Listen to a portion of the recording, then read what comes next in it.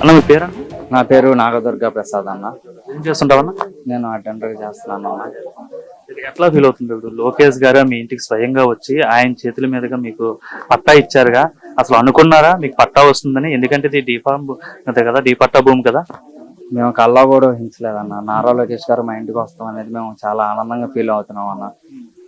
మేము కల్లా కూడా ఊహించలేదు. మేము గత 15 సంవత్సరాలుగా మేము ఇక్కడ నివాసం ఉంటున్నాం. నారా లోకేష్ గారు మా ఇంటికి రావటాన్ని మేము చాలా, మా కుటుంబం తరఫున మేము, మా బీసీఆర్ తరఫున మేము చాలా ఆనందంగా ఫీల్ అవుతున్నాం అన్న.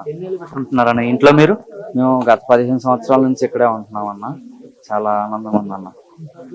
15 ఏళ్ళ బట్టి ఉంటున్నారు. మరి ఇంతకు ముందు పట్టా కోసం ఎవరికైనా అర్జీ పెట్టడం కానీ, అడగడం కానీ, ఏదైనా రాజకీయ నాయకులను కలవడం కానీ చేశారా?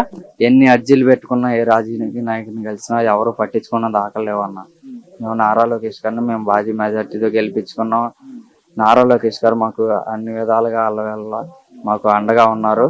వచ్చిన 10 నెలల్లోనే ఆయన పట్టా ఇవ్వటం అనేది అది ఒక రికార్డ్ అన్న. ఏ నాయకుడు చేయలేడు అది. మరి అనుకుంటున్నారా ఇప్పుడు లోకేష్ గారు గెలిచిన వెంటనే 10 నెలల్లోనే మీకు పట్టా ఇచ్చేస్తారు?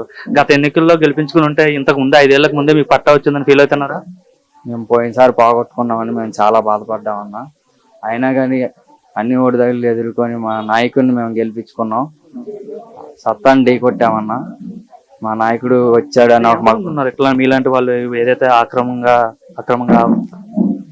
మా వాళ్ళు అయితే చాలా మంది ఉన్నారన్న. ఇదే పరిస్థితి ఇబ్బంది పడుతున్నారు 15 ఏళ్ల నుండి. మేము 15 ఏళ్ళ నుంచి చాలా ఇబ్బందులు పడుతున్నాం అన్న. మా అందరి కుటుంబాలని ఆదుకున్నారు.